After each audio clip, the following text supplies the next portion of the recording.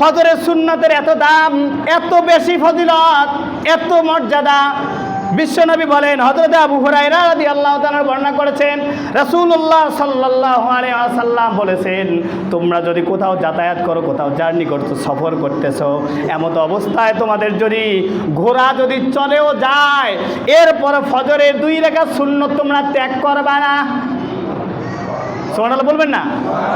তার মানে ওই সময় তো ঘোড়া ছিল দ্রুতগামী, উট ছিল যা বাহন, ঘোড়া ছিল বাহন।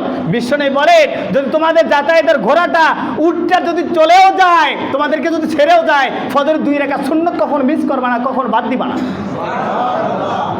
কেন বাদ দিবে না? মর্যাদার ব্যাপারে আম্মা জানা আয়েশা রাদিয়াল্লাহু তাআলা আনহা বর্ণিত, তিনি বলেন, রাসূলুল্লাহ সাল্লাল্লাহু আলাইহি ওয়াসাল্লাম বলেছেন, এত গুরুত্ব কেন ফজরের 2 রাকাত সুন্নত? দুনিয়া এবং দুনিয়ার মধ্যখানে যত সম্পদ আছে, যা কিছু আছে, সব কিছু থেকে উত্তম। হয় নাই? আপনি হয়তো বোঝেন নাই এখনো। কেমন করে বোঝেননি? দুনিয়া এবং দুনিয়ার মাঝখানে যত কিছু আছে, তাম পৃথিবীর মাঝখানে যা কিছু আছে, এর চাইতে ফজরের 2 রাকাতের মর্যাদা আল্লাহর কাছে অনেক বেশি।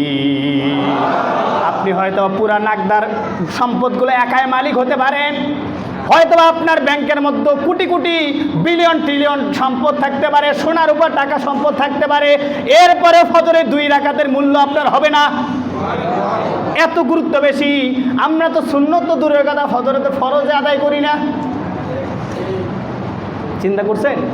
আমরা ফজরের ফরজে আদায় করি না। সুন্নতের যদি এত গুরুত্ব হয়, তাহলে ফরজের নামাজের কত গুরুত্ব বেশি। চিন্তা করছেন? তাহলে আমরা জীবনে সুন্নত, এই সুন্নতগুলো ছাড়বো